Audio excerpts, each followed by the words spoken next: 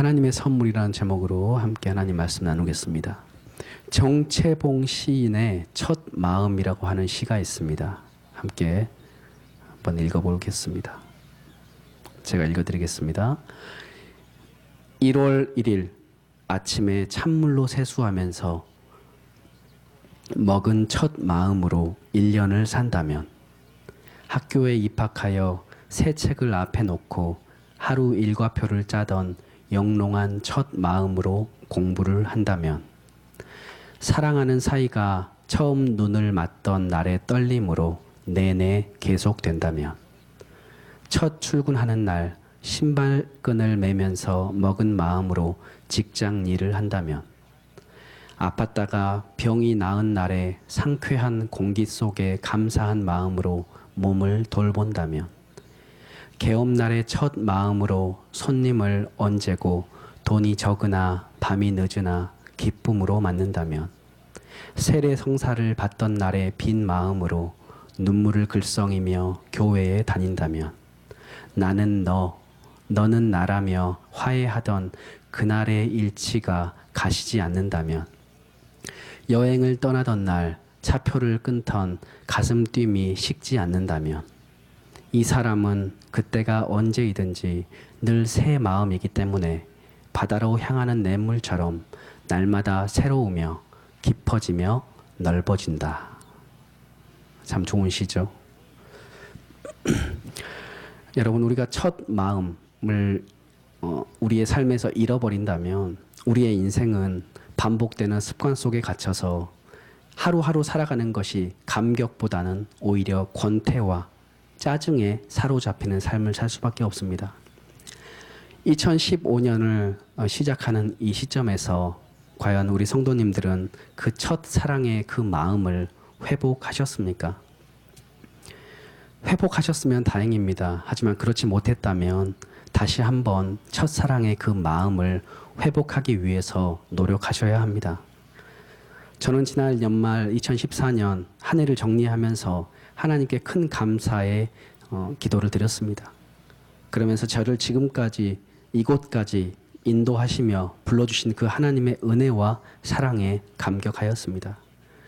오늘 본문 말씀인 에베소서 3장 7절 말씀인데요. 이 복음을 위하여 그의 능력이 역사하시는 대로 내게 주신 하나님의 은혜의 선물을 따라 내가 일꾼이 되었노라.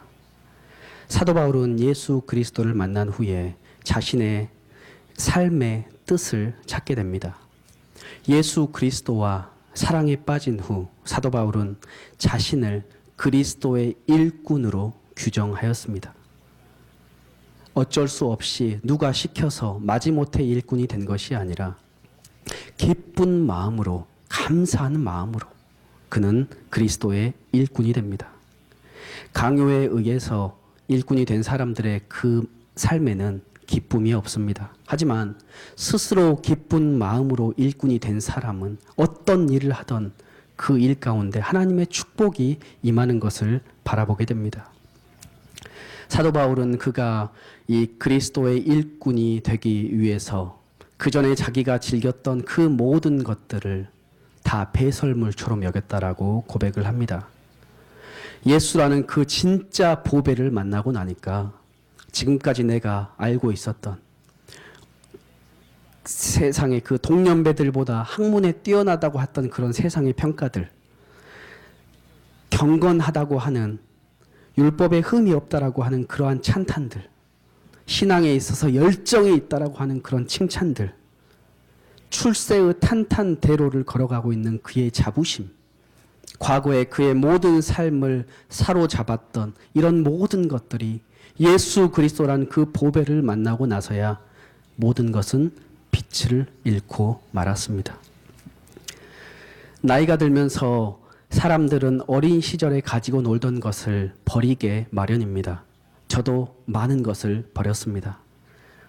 알록달록한 그 구슬을 한가득 모아두었던 그 구슬통, 딱딱한 종이로 접어서 비장의 이 카드를 만들었던 슈퍼카드, 슈퍼딱지. 지금은 이런 게 하나도 남아있지 않습니다. 만약에 지금도 제가 이러한 것들을 가지고 있다라고 한다면 분명히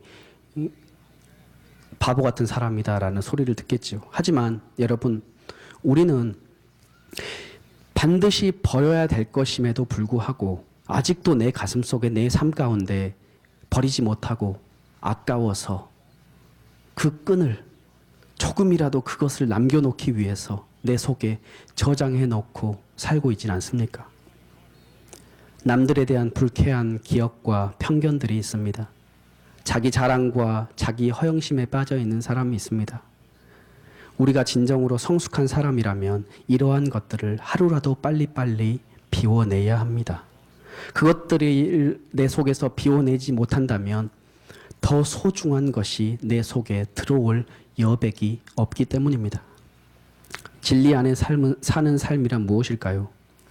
믿음이라는 것은 오늘 사도 바울이 보여준 것처럼 많은 것을 팔아서 하나를 사는 것입니다.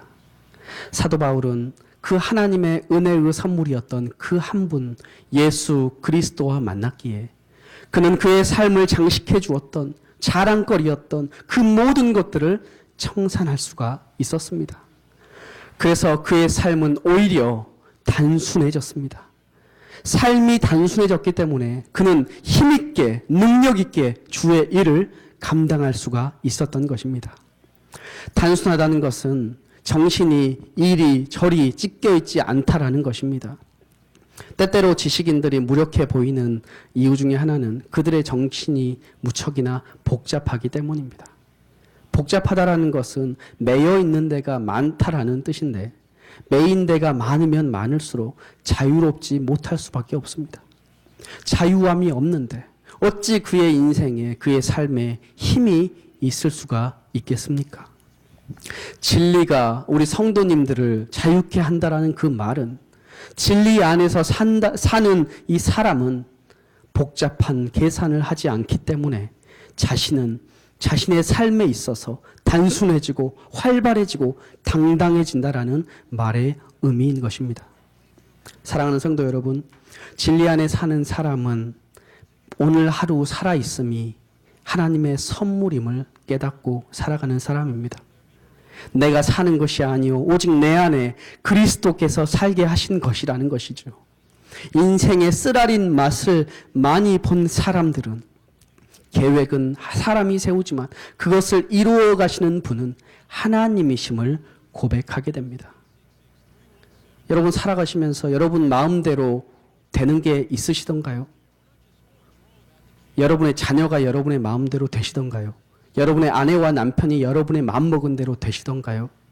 여러분의 일터의 그 일들이 내가 계획하고 생각한 대로 그렇게 착착착 진행이 되시던가요? 참 마음대로 되지 않는 것이 우리의 삶이고 인생입니다. 만나는 사람들마다 사는 게 참 힘들다라고 얘기를 합니다. 저도 참 힘들 때가 많이 있었습니다. 그래서 하나님께 여쭤볼 때가 있습니다. 하나님, 제가 좋은 뜻으로 이렇게 가지고 살려고 하는데 왜 제 삶에는 이렇게 고달프고 어려움이 많습니까? 그랬을 때 제 마음속에 하나님께서 대답을 하십니다. 네가 좋은 뜻을 가지고 산다라고 생각하니까 힘들지. 내 뜻이 아니라 네 뜻대로 살려고 하니까 아무리 네가 발버둥 치면서 아둥바둥 해봐라. 힘만 빠지는 거지. 그래서 참 어리석은 게 우리들의 모습이 아닌가 싶습니다. 내 뜻대로 살다 보니까 내 의지대로 살다 보니까 결과에 집착하게 되고 결과에 집착하게 되니까 조바심이 생기고 내 마음속에 평안이 사라지는 것입니다. 여러분 2015년 우리에게 주시는 말씀이 있죠. 뭐였습니까? 그렇죠. Return to the Lord. 여호와께 돌아오라. 여호와께 돌아오라. 올 한 해 여러분 다른 생각하지 마시고 다른 계획 가지지 마시고 그 계획 세운다고 해서 다 이루어지는 거 아닙니다. 여호와께 돌아오라. 그 한 가지 계획만이라도 내 삶에서 2015년에 이루어진다면 내가 그 계획으로 인하여서 내 삶이 더욱더 하나님 앞으로 더 가까이 나아간다면 여러분의 인생을 통틀어 봤을 때 결코 그 시간이 낭비가 아닙니다. 오히려 축복의 2015년이 정말로 내 생이 다시 새로워지고 내 믿음의 새로운 출발점이 될 수 있는 그런 시작이 될 수가 있는 것입니다.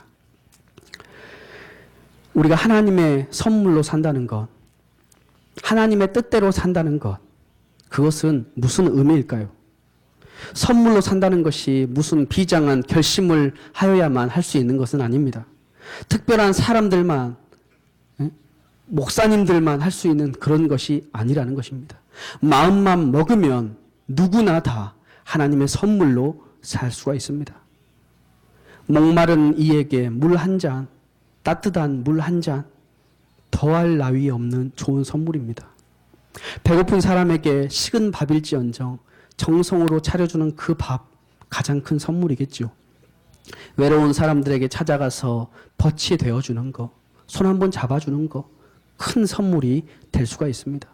인정에 굶주린 이들에게 따뜻한 말 한마디, 다정한 눈빛, 너무나도 큰 선물이 되는 것입니다. 상대방의 입장에 서서 그의 불편을 덜어주고자 하는 그런 작은 나의 섬김과 실천은 좋은 선물이 될 수가 있습니다. 너무나도 복잡하고 어지럽게 변해가는 이 세상에서 언제까지나 변하지 않는 넉넉한 사랑으로, 인내로 기다려주는 것, 큰 선물이 될 수가 있습니다. 어떻게 살아야 될지 모르는 방황하고 있는 그 영혼들에게 예수 그리스도를 전하는 것이야말로 하나님께서 우리에게 주신 그 가장 큰 선물의 삶을 사는 것이 아니겠습니까, 여러분? 하나님의 선물로 살아가려는 그 사람들은 결코 그래서 외롭지 않습니다. 세상이 아무리 어그러져도 하나님께서는 그루터기를 남겨두셨기 때문입니다. 이세르벨에게 쫓겼던 이 엘리야는 호렙산 동굴에서 하나님과 만납니다. 네가 왜 여기 있느냐라는 그 하나님의 물음에 엘리야는 자기 자신의 처지를 하소연을 합니다. 이스라엘 자손이 주의 언약을 버리고 주의 제단을 헐어버리고 주의 선지자를 죽이는데 남은 것은 나뿐이라는 겁니다. 그런데 그들이 이제 나 자신을, 이 자기 자신을 죽이려고 혈안이 되어 있다는 겁니다. 그런데도 하나님께서는 엘리야에게 소중한 새로운 소명을 주시는데 다메섹으로 가서 하사엘에게 기름을 부어서 아람의 왕이 되게 하고 예후에게 기름을 부어서 이스라엘의 왕이 되게 하고 엘리사에게 기름을 부어서 선지자가 되게 하라는 그런 새로운 소명을 주십니다. 소명을 주신 후에 뭐라고 말씀하시는가? 내가 바알에게 무릎 꿇지 않는, 입 맞추지 않는 선지자를 7,000명이나 남겨두었다라는 것입니다. 놀랍지 않습니까, 여러분? 이 세상에 나 하나만 남았다고 생각했던 그 생각은 하나님을 무시하는 생각이었다라는 것입니다. 그것은 너무나도 교만한 나의 생각이었다라는 것입니다. 지금 내 눈에는 보이지 않지만 세상에는 하나님의 일을 이뤄나가는 이 하나님의 종들이 얼마나 많이 있습니까? 우리가 이 인간된 이 지혜로 어찌 하나님의 그 계획을 다 할 수 있겠습니까? 하지만 분명한 것은 절망이야말로, 포기하는 것이야말로 하나님을 가장 무시하는 일이 되는 것입니다. 사랑하는 성도 여러분, 하나님의 선물로 살아가는 나와 우리 성도님들, 우리 모두 우리 한성교회, 우리가 될 때에 우리는 쉽게 절망하지 않게 됩니다. 그래서 교회는 희망의 알갱이들이 모여서 이룬 희망의 공동체, 곧 우리가 되는 것입니다. 서로의 차이를 넘어서서 우리는 서로에게 하나님이 보내신 하나님의 선물이 되려고 하는 그 마음으로 하나 되는 마음, 일치를 이루어 나가야 합니다. 전도서 기자는 이 함께하는 아름다움에 대해서 전도서 4장 9절에서 12절까지 이렇게 말씀합니다. 두 사람이 한 사람보다 나으면 그들이 수고함으로 좋은 상을 얻을 것임이라. 혹시 그들이 넘어지면 하나가 그 동물을 붙들어 일으키려니와 홀로 있어 넘어지고 붙들어 일으킬 자가 없는 자에게는 화가 있으리라. 또 두 사람이 함께 놓으면 따뜻하거니와 한 사람이면 어찌 따뜻하랴. 한 사람이면 패하겠거니와 두 사람이면 맞설 수 있나니 세 겹줄은 쉽게 끊어지지 아니하느니라. 사랑하는 성도 여러분, 올 한 해 우리 성도님들 삶에 어떤 목표를 정하고 한 해를 시작하십니까? 여러분의 가정과 직장과 자녀들 위해, 그 교회 위에, 일터 위에 하나님이 주시는 이 꿈과 이 목표에 접근하기 위해서 우리는 다양한 노력을 기울여야 합니다. 그래서 우리가 이 세상에서 하나님의 선물로 살아가기 위해서 우리가 땀을 흘릴 때에, 헌신하고 더 섬길 때에 결국 우리는 우리의 삶에서 그 주님의 얼굴을 한결 더 환하게 바라볼 수가 있는 것입니다. 이러한 실천의 주체는 바로 여러분입니다. 이 목표는 내일 이루어져야 될 목표가 아니고 2016년에 이루어져야 될 목표가 아니고 10년 뒤에 내가 무엇인가 내 삶에서 이루어 놓았을 때 이룰 목표가 아닌 바로 2015년 오늘 여러분에게 주신 이 시간 속에서 이루어야 할 목표임을 여러분 반드시 기억하십시오. 올 한 해 하나님의 능력이 역사하시는 대로 복음의 일꾼으로 바로 서는 우리 성도님들의 삶이 되기를 기원합니다. 기도하겠습니다.